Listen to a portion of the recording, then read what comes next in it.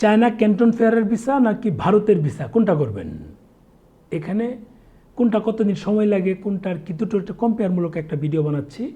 অনেকে বলছেন যে ভাই ক্যান্টন ফেয়ারের ভিসা তো বছর 2বার আসে, তাহলে কি এটা আগে করে অনেকে প্রশ্ন করেছে, তার কারণে ভিডিওটা দেওয়া। আবার অনেকে বলছে ভাই দীর্ঘদিন ভারতে যাওয়া হয়নি, এখন ভারতেরটা আগে করব।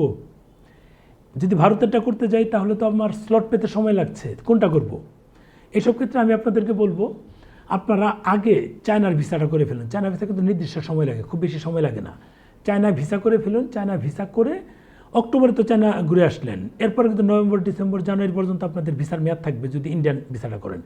যদি আগস্টের শুরুর দিকে আমাদেরকে চায়না ভিসার জন্য দিয়ে দেন, আমরা শুরুতে আবেদন করে আপনাদের দ্রুত পাসপোর্ট ডেলিভারি দেওয়ার ব্যবস্থা করব। এরপরে যদি আপনারা ইন্ডিয়ান ভিসাটা করতে চান তাহলে আবেদন রেডি করে রাখবো।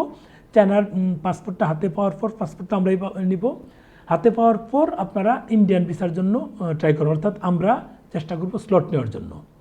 ওই হিসাবে কিন্তু আপনাদেরকে, যেহেতু সপ্তাহে একদিন এখন স্লট দিচ্ছে, যেদিন আপনার হাতে পাসপোর্ট পেলেন ওই দিনে আমরা সিদ্ধান্ত নিব যে আপনার পাসপোর্টটা আমাদের এই ইন্ডিয়ান ভিসার জন্য এখন উপযোগ্য।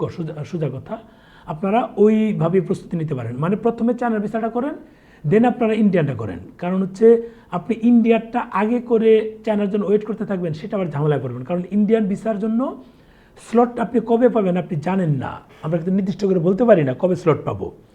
আজকে দিলাম, দেখা গেলো যে এই সপ্তাহে বৃহস্পতিবার আপনার স্লট উঠলো না, মানে পরের সপ্তাহ পুরোটা লস। এই লস হওয়া মানে কি অনেক একটা মানে বিব্রতকর অবস্থা তৈরি হবে। কাজে এই ক্ষেত্রে আপনারা যেটা করবেন, আপনারা চায়নার ভিসাটা শেষ করেন, দেন আপনারা ইন্ডিয়ান ভিসাটা আবেদন করেন।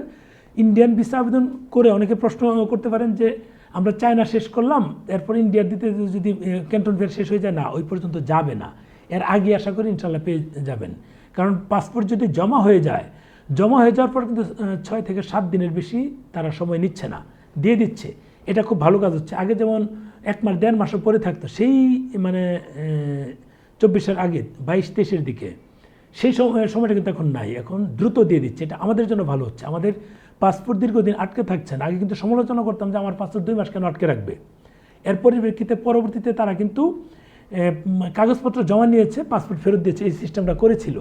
এরপর কাগজ যখন তার ডেলিভারি ডেট আসে তার 1 সপ্তাহ আগে তারা পাসপোর্ট আবার নিতে বলে। এটা তাদের কষ্ট হতো, কিন্তু তারা এটা পজিটিভ একটা বিষয় চিন্তা করে দিয়েছিল যেন আমার পাসপোর্টটা আটকে না থাকে। এই ফাঁকে যেন, এর আগে হয়েছে আমার সাথে, একজন পাসপোর্ট জমা দিয়েছে, আবেদন করেছিলাম, সে আবেদন জমা দিয়ে আমি গিয়ে রিভিউ দিলাম 22-23 সালে। এরপর তার পাসপোর্টটা ফেরত নিয়ে আসলো, কাগজপত্র জমা দেওয়া, সে আমার সাথে থাইল্যান্ড এবং কম্বোডিয়া ঘুরে আসলো, এসে পরে এসে পাসপোর্ট জমা দিয়ে ভিসা হলো। পরে উনি কিন্তু ইন্ডিয়া ঘুরে এসেছেন।